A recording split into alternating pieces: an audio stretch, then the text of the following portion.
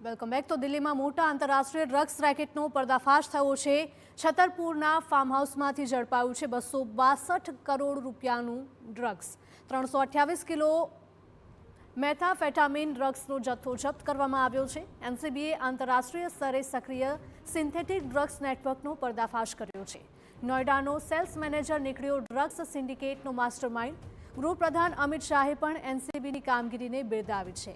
એનસીબીએ 20 નવેમ્બરે છતરપુર એન્ક્લેવના એક ઘરમાં દરોડા પાડ્યા હતા, જ્યાં 328 કિલો મેથામેફેટ ડ્રગ્સ મળી આવ્યું હતું, જેની કિંમત આંતરરાષ્ટ્રીય બજારમાં 262 કરોડ રૂપિયાથી પણ વધારે થાય છે। આ સમગ્ર ઓપરેશનમાં તપાસ એજન્સીઓને ડ્રગ્સની સાથે સાથે ડ્રગ્સ નેટવર્કના વિદેશી લિંક, સપ્લાય રૂટ, લેણદેણની રીત સહિત અનેક પુરાવા પણ મળી આવ્યા છે।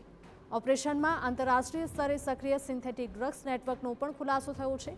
ભારતની અંદર આ ગેંગ વિદેશી ઓપરેટર્સના ઇશારે કામ કરી રહી હતી અને મોટા પાયે ડ્રગ્સનો જથ્થો ઝડપાયા બાદ દિલ્હી એનસીઆરમાં શંકાસ્પદ ગતિવિધિઓને ટ્રેક કરવામાં આવી રહી છે। તો ડ્રગ્સ રેકેટમાં 25 વર્ષના શેન વારિસ નામના આરોપીની ધરપકડ કરાઈ છે। તે મૂળ ઉત્તર પ્રદેશના અમરોહા જિલ્લાનો વતની છે।